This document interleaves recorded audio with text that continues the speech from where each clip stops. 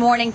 Of course, all eyes will be on what they have to say today, and of course, whether or not all the speculation and rumors mount to much. We'll see in just a short while. Well, one of the key topics yesterday, of course, was the big three, or they used to be the big three, the automakers. Well, yesterday, House Speaker Nancy Pelosi and Senator Reid came out, and they had a pretty tough news for the automakers. They basically said you got to go back to the drawing table because what we have seen so far has not demonstrated that you guys are ready to change or restructure, and we don't know that when we give you money that you're not going to come back for more. Well, that caused the market yesterday to sell off anywhere from 5 to 6%.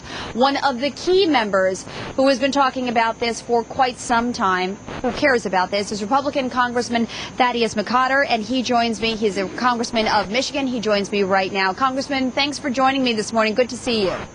Thank you for having me. So you heard the tough language and you saw the testimony. I mean, hello, you know it better than I do. Did they do a decent job of trying to convince the American people and the members of Congress that they deserve the money? Well, I think one of the problems, as you rightly point out, Alexis, is the ignorance of the members of Congress to the human cost of the restructuring that has been going on to date in the auto industry. I've invited many people to come to my district and see white and blue collar people laid off, to see retirees potentially losing their pensions and their health care benefits, and to see the closed Wixom plant. But what we're finding out now is the absolute anger of many people of Congress that has been building up since Ralph Nader's Unsafe at Any Speed within this war of attrition by Washington against the auto industry. Now, the auto industry has not done a good job of showing what they have been doing to restructure to date, a process during which they asked only to be left alone by Washington. And now they had to come here because of unfunded mandates, because of poor litigation reform, because of high corporate tax rates, and yes, their own problems. But the reality is they should not be treated like this. Now, what we're in, Alexis, is a waiting period. I think the Democratic Party has punted because they have a problem with the environmentalists on their side of the aisle that do not want the Department of Energy low-interest loans to the auto industry to be used to help their liquidity. This will give them time to figure out what will happen. On the Republican side, we have our proponents of creative destruction for everyone except their constituents. I hope they can come to see the light of the necessity of a domestic auto industry for purposes of American prosperity and security. And we'll see what we can put together. All right, Congressman, we're getting word that President-elect Obama's transition team is suggesting that they are not supporting right now a prepackaged plan. You've heard many of the most well-known Democratic leaders suggest that they don't want to see failure, they don't want to see bankruptcy. But on the other hand, it's hard to justify to the American public when they see executives flying in on corporate jets that they have the answers to solve the problem, because some of this is legacy issues. Some of this is labor contracts that if they're not restructured, many wonder whether or not they can turn things around.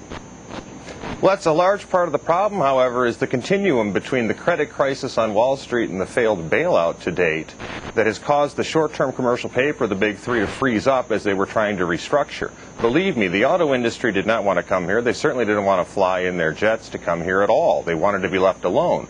The problem is the liquidity crisis is now extended to the restructuring process of the big three, and they will go bankrupt. They do not want to be here in front of this Congress. The UAW certainly doesn't want to be in front of Republican members of Congress so shortly after an election. But the reality is the auto industry is on a tight deadline.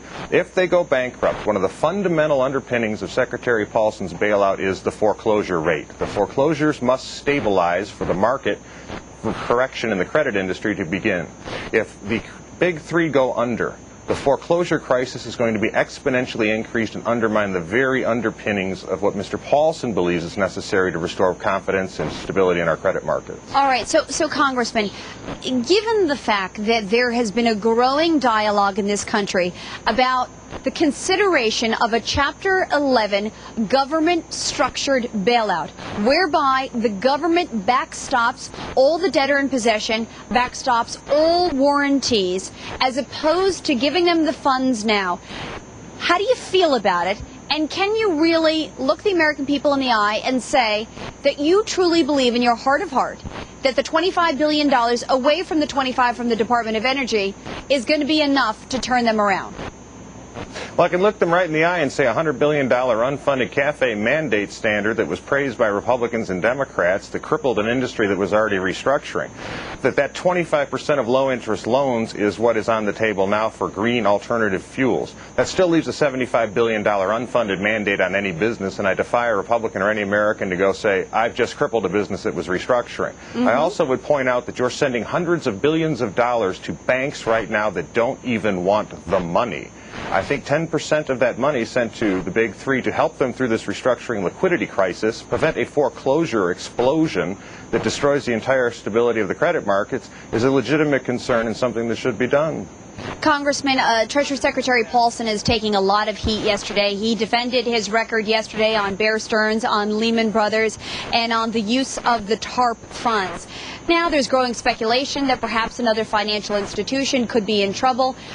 How do you feel about this? Do you feel like we're in a lose-lose situation, that the situation is kind of running out of control? Well, Alexis, clearly that's one of the reasons I oppose the precedent of the Wall Street bailout, is that we are going down a road now that we are having difficulty getting off of. In fact, the policy of the TARP itself has been now repealed or repudiated by Secretary Paulson himself. The problem was they took a collectivist solution rather than a free market solution. It is now on a continuum where the liquidity crisis was not allowed to be healed by a free market solution, which would have sped up the process. It would have left the liquidity within the restructuring process at GM and in other areas of our economy. And now we are in a very bad spot, and all we can do is try to ameliorate the damage and try to put some equity into this policy. All right, Congressman Thaddeus McCotter, great pleasure having you on this show this morning. Thank you for taking the time to state your case. I appreciate it. All right, joining me now for some reaction is Jeff Flock.